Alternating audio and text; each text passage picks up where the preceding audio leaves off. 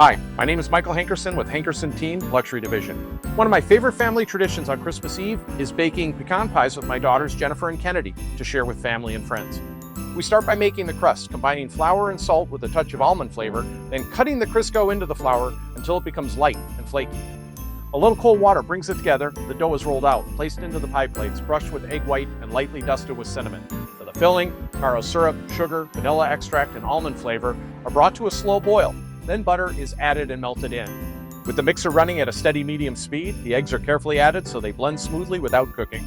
Once the mixture is fully combined, the pecans are stirred in slowly, giving them time to evenly distribute throughout the filling, ensuring consistent texture and flavor throughout every pie before baking.